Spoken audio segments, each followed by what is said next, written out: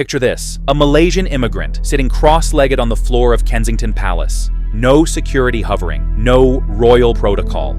Just shoe sketches spread across the carpet and Princess Diana pouring tea. That cobbler was Jimmy Choo. And Diana didn't just wear his shoes, she believed in him. And when Diana died in 1997, a part of him died too.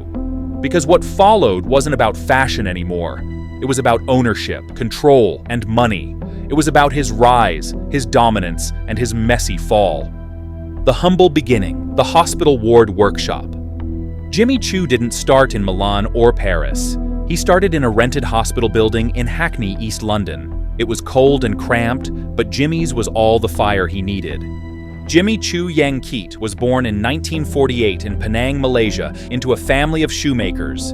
His father made every shoe by hand. No factories, just leather, thread, and time. At 7 years old, Jimmy would sit in his father's workshop after school, watching, learning, and absorbing the craft like breathing. By 11, he'd made his first pair of shoes, slippers, nothing fancy, but they were his. Fast forward to 1982. Jimmy arrives in London to study at Cordwainers Technical College in Hackney. He's broke, unknown, and was a long way from home, but he had a dream.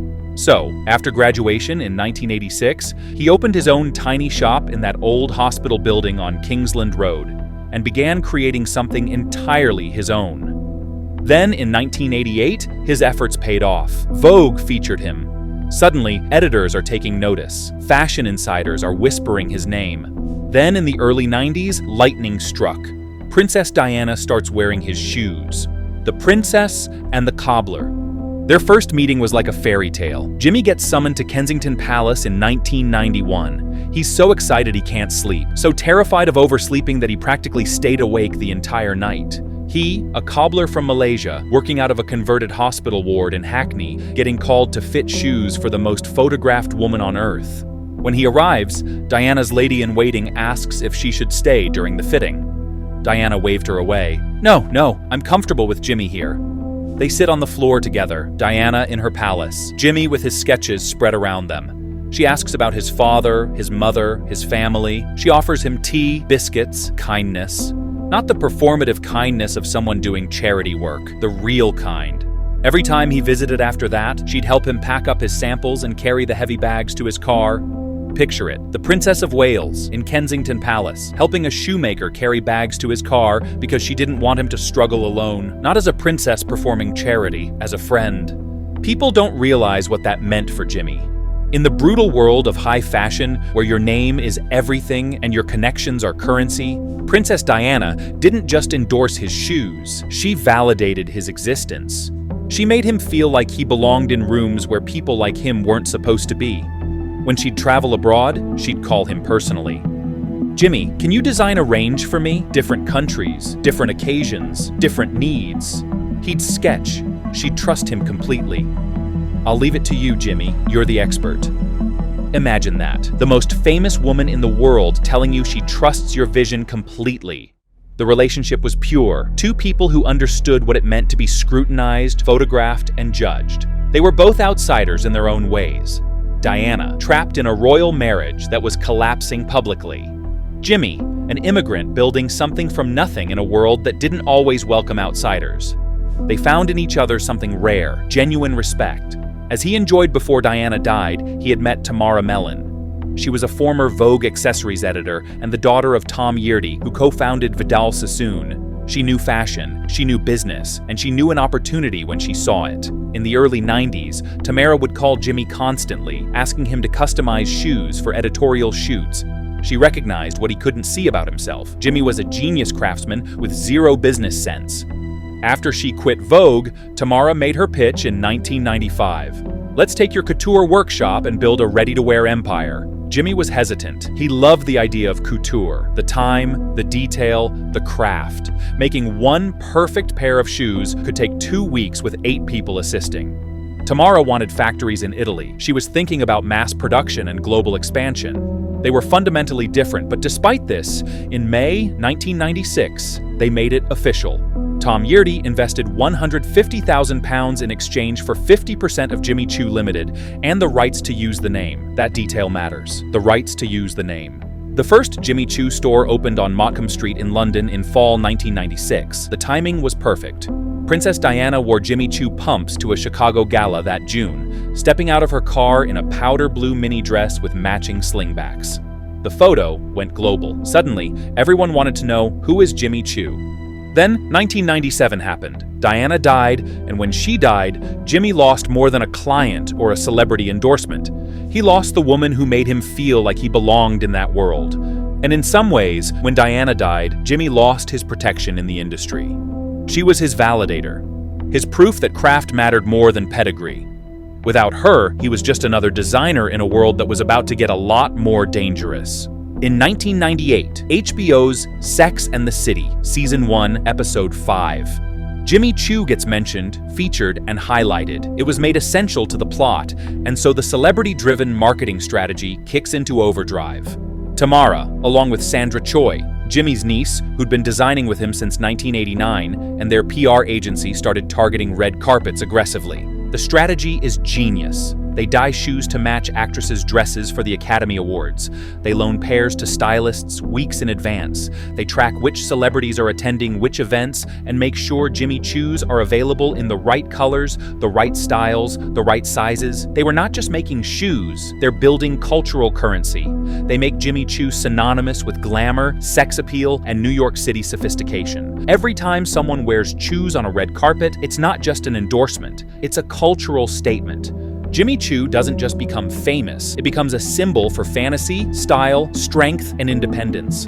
Women start saying, "my Choos," the way people say, "my Manolos." The brand enters the lexicon. It becomes shorthand for aspiration. Sales explode. The brand opens stores in New York, Las Vegas, Beverly Hills. They're moving so fast they can barely keep inventory stocked. By 2004, the company was valued at over £100 million. Sex and the City mentions Jimmy Choo 34 more times after that first season 1 reference. And with that, millions of people that watched the show continued to fall for the brand more and more. This was Jimmy's moment, the vindication, the proof that his craft, his vision, his name could conquer the world. But it wouldn't be his moment for long. Cracks were already forming. Because while Jimmy wanted to sit in his Connaught Street workshop making couture shoes by hand, Tamara and the Yeardies wanted factories in Italy pumping out thousands of pairs to meet surging demand. Things had been tense, and that tension had been there since Jimmy and Tamara began their partnership. They were becoming successful, but hidden under all the success and growing with every new store opening was that same tension, and it would eventually tear everything apart. What should have been their perfect moment was the moment right before the fall. The fracture, the vision that couldn't hold. Jimmy wanted couture. Tamara wanted an empire.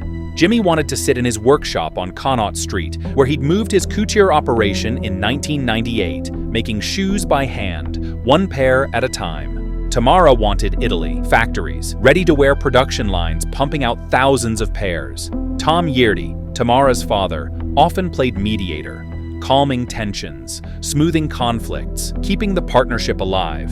Yet by the late 90s, the tension was unbearable. The Yeardies tried to buy Jimmy out. He refused. Then in April 2001, businessman Robert Bensusan called Tamara Mellon. He's worked with Sonia Rykiel, Escada, Christian Lacroix, Gianfranco Ferre. He had a pitch. Let me take this to the next level. Bensusan partnered with Phoenix Equity Partners to create Equinox Luxury Holdings. The plan? Buy out Jimmy Choo's 50% stake and bring in private equity money to scale faster. The investment committee met on September 11, 2001. The terrorist attacks suspended everything. When negotiations resumed, Phoenix revalued the business. The Yeardies wanted £50 million. Phoenix valued it at £18 million. The deal closed on November 19, 2001. Jimmy Choo sold his 50% stake for roughly £10 million. In the luxury fashion world, that's pocket change, especially when the brand would eventually sell for over $1 billion. Yet the money wasn't even the worst part. The betrayal, selling your name. Jimmy didn't just sell his shares, he sold the rights to use his own name commercially.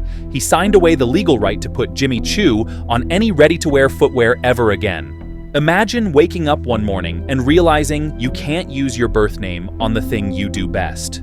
The thing you've spent your entire life perfecting. Your father taught you. You taught yourself. You built something from nothing. And then lawyers tell you that your name now belongs to someone else. That's not just a business transaction. That's existential theft. For £10 million, Jimmy Choo became a ghost in his own story, but he wasn't about to give up. He was down, but not out. So he launched Jimmy Choo Couture Limited in 2006, producing exclusive shoes under license from J. Choo Limited. He's essentially renting permission to use a version of his own name. The couture line is available only by appointment at his Connaught Street workshop in London. It's beautiful, it's exclusive, it's everything Jimmy always wanted. Yet it's a shadow operation, a footnote. While the Jimmy Choo brand explodes globally, Jimmy is back in his workshop, making shoes the old way, one pair at a time, by hand, in relative obscurity. For anything outside that narrow licensing agreement, he has to use Zhou Yangji, his birth name before the misspelling that created Choo. Imagine being one of the world's most famous living cobblers, but you have to design under your old name because corporations own your current one. It's a special kind of cruelty. The market doesn't just take your business, it takes your identity. Meanwhile, Equinox controlled 51% of the new holding company, Euronox Ltd. Tamara Mellon got 12%, £12 million in cash, and another £8 million in bonds with an underlying value of £18 million. Her father, Tom, and mother, Anne, split £21.4 million. Equinox made its money back and then some when they sold to Lion Capital just 3 years later. They made net proceeds of £35 million, 4 times their initial investment.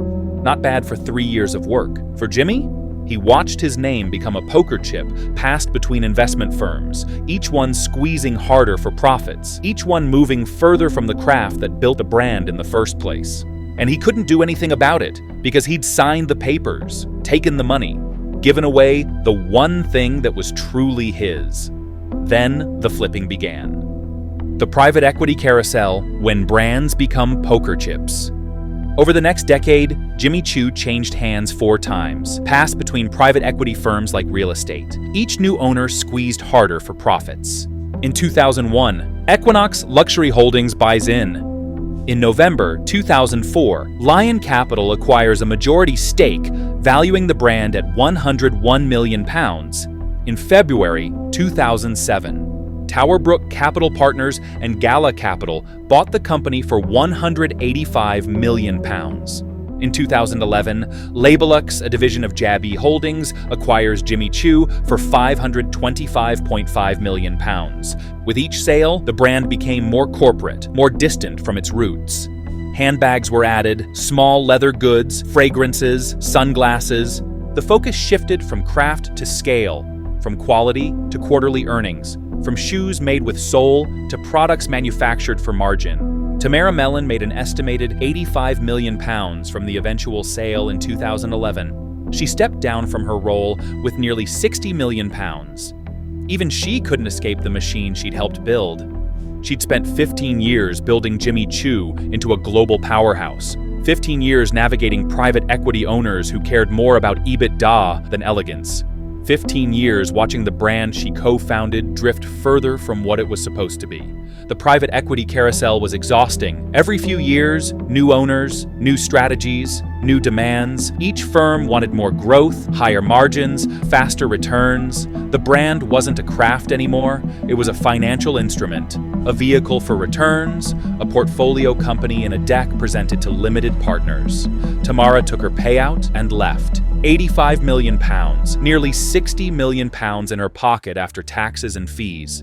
She should have been celebrating. She had co-founded a billion-dollar brand at age 29 and exited at 44 as one of the richest women in British fashion. Instead, she felt lost.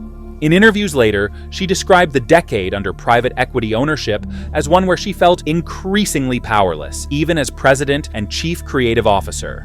The brand was making decisions for financial reasons, not creative ones. Expanding too fast, chasing trends instead of setting them.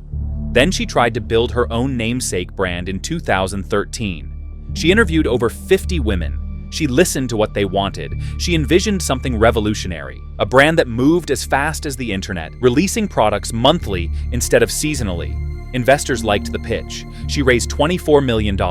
Retailers set up meetings. Fashion press wrote breathless features about Tamara's return. Then the feedback started coming back. The timing won't work. Monthly shipments are impossible to manage. Our systems aren't built for that. Department stores, the same retailers she'd worked with for 15 years at Jimmy Choo, weren't willing to change their systems for a startup, no matter how famous its founder. The rejection stung. These were people she'd made rich, stores that had sold millions of dollars worth of Jimmy Choos. Now they were saying her vision was too different, too risky, too complicated. Tamara compromised. She released products quarterly instead of monthly. She lined up Italian manufacturers. She built her team. She launched. It wasn't enough. The business lost cash. Monthly overhead, inventory costs, marketing expenses. The revenue wasn't coming fast enough to cover the burn rate. Department stores ordered conservatively. Her direct-to-consumer website couldn't scale fast enough to make up the difference. By 2016, she filed for bankruptcy protection. The woman who co-founded a billion-dollar brand couldn't make her own name work. The irony was brutal. She'd helped build one of the most successful shoe brands in history, yet she couldn't replicate that success when her name was on the door instead of Jimmy's. Maybe the market was different. Maybe the timing was off. Maybe department stores really couldn't adapt to monthly drops. Or maybe she realized what Jimmy had learned years earlier. Once you're in the system owns you, and once you're out, the system protects itself. Tamara was determined not to be the system's victim, so she rebelled. In September 2016, Tamara sued Jimmy Choo Limited, alleging the company blocked her from using luxury Italian shoemakers to produce her own line. The same factories she'd worked with for 15 years, the same manufacturers who'd helped build Jimmy Choo into a global brand. Suddenly, they were unavailable to her. The lawsuit alleged that Jimmy Choo Limited had essentially blacklisted her, using their leverage with Italian suppliers to shut her out, making it impossible for her to produce high-quality shoes at scale. Whether the allegations were true or not, the case highlighted something darker. The fashion industry isn't just competitive, it's vindictive. If you leave a major brand and try to compete, they don't just ignore you, they actively work to destroy you. Tamara eventually restructured her business. She raised more capital, eventually hitting $87 million in funding. She pivoted her strategy. She survived. Yet she never recaptured the magic of those early Jimmy Choo days. The days when she and Jimmy and Sandra were building something from nothing, before private equity got involved, before lawyers started drafting non-compete clauses and supplier agreements. The lesson was harsh. You can build an empire, but you can't leave and build another one. The empire won't let you, and it would get stronger at your expense. The Michael Kors era, when Capri came calling. In November 2017, Michael Kors Holdings, later renamed Capri Holdings, bought Jimmy Choo for $1.2 billion in cash. It was part of Capri's grand plan, build a luxury conglomerate to rival LVMH. Michael Kors would hit $5 billion in revenue. Versace, which they'd also acquired, would reach $2 billion. Jimmy Choo would grow to $1 billion. Chairman and CEO John Idol projected total revenues of $8 billion for the group. But 7 years later, in 2025, that vision is in ruins. Capri posted a $1.18 billion loss in fiscal 2025. Total revenues plummeted 21% from $5.6 billion to $4.4 billion over 2 fiscal years. Michael Kors, the crown jewel accounting for nearly 70% of revenue, bled $864 million in sales since 2023. Jimmy Choo's revenue dropped from $633 million in fiscal 2023 to $605 million in fiscal 2025. By fiscal 2026's second quarter, Jimmy Choo revenue hit $131 million, down 6.4% year over year. The brand recorded an operating loss of $9 million, with an operating margin of negative 6.9%. In April 2025, Capri announced it would sell Versace to Prada for $1.375 billion, a stunning loss after originally paying $2.12 billion. The luxury market was shrinking, consumer confidence was faltering, and Jimmy Choo was caught in the wreckage. In 2026, Jimmy Choo the brand celebrates its 30th anniversary. 30 years since Tamara Mellon and Jimmy Choo opened that first store on Motcombe Street in London.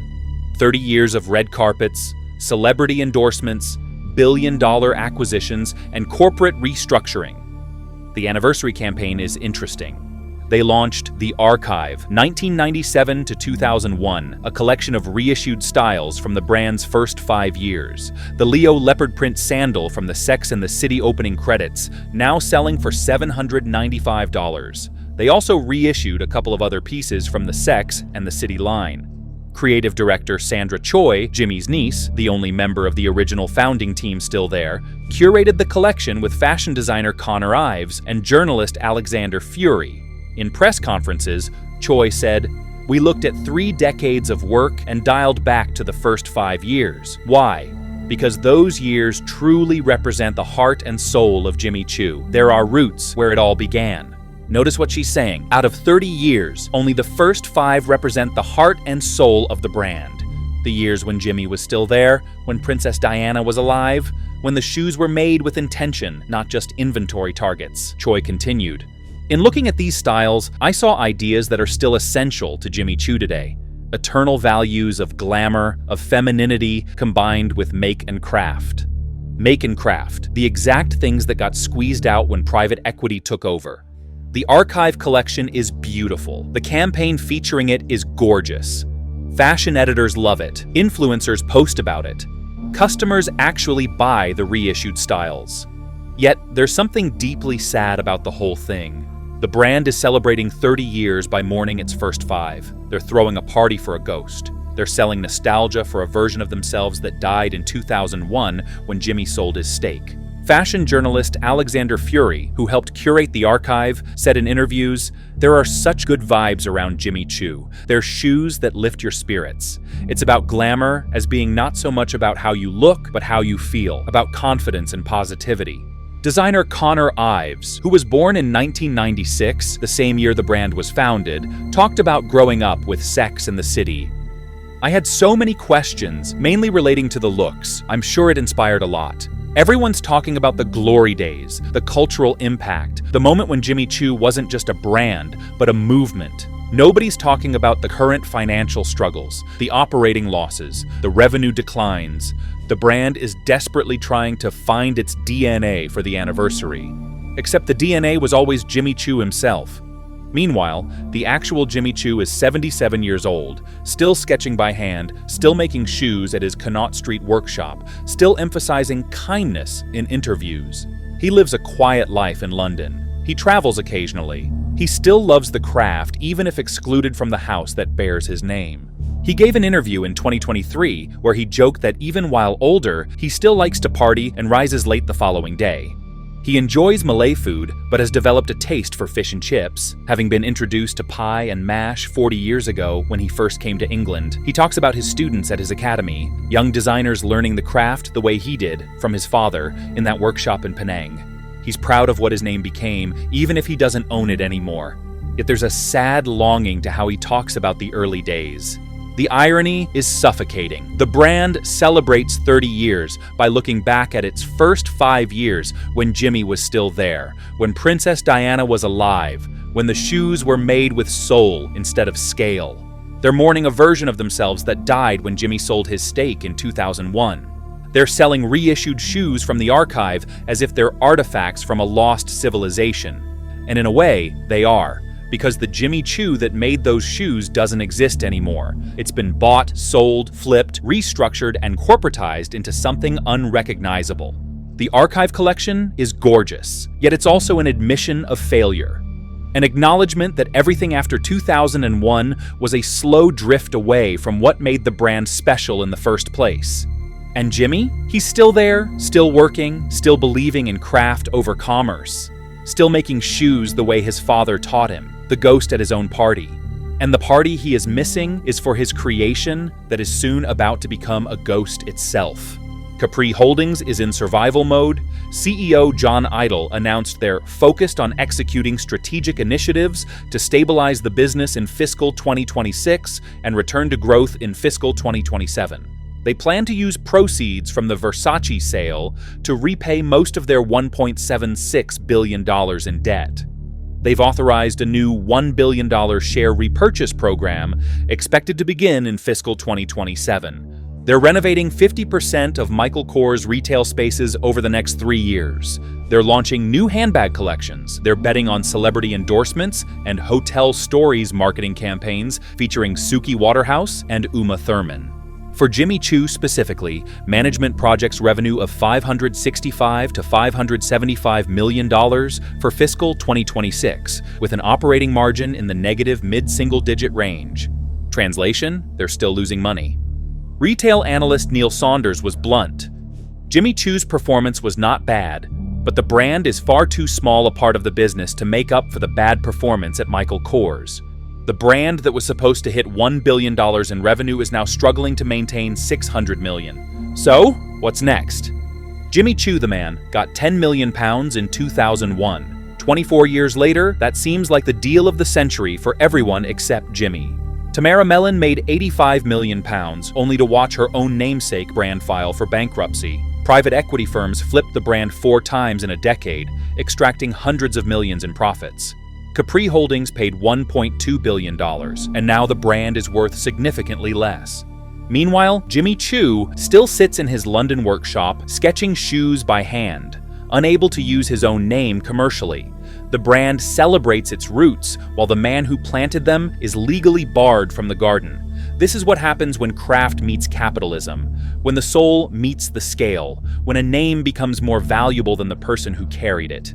You can't rebrand your way out of broken trust. The market doesn't care about your heritage. It cares about your relevance.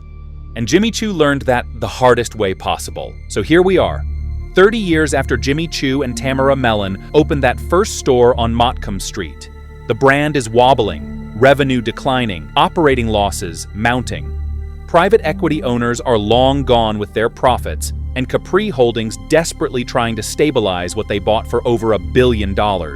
And somewhere in London, Jimmy Choo sits in his workshop, still making shoes the way his father taught him, by hand, with time, with care. Meanwhile, the brand that bears his name? They're trying to remember who they were when he was still there. Will Jimmy Choo, the brand, survive another 30 years? Maybe.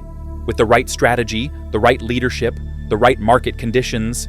Yet one thing is certain, the soul of Jimmy Choo was sold in 2001 for £10 million, and no amount of archival collections, celebrity endorsements, or corporate restructuring can buy it back.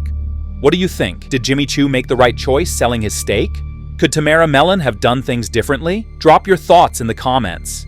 If you found this story as heartbreaking as we did, hit that like button and subscribe for more deep dives into the brands that shaped fashion history and the people who paid the price. Until next time, remember, your name might be priceless, but in business, everything has a price tag.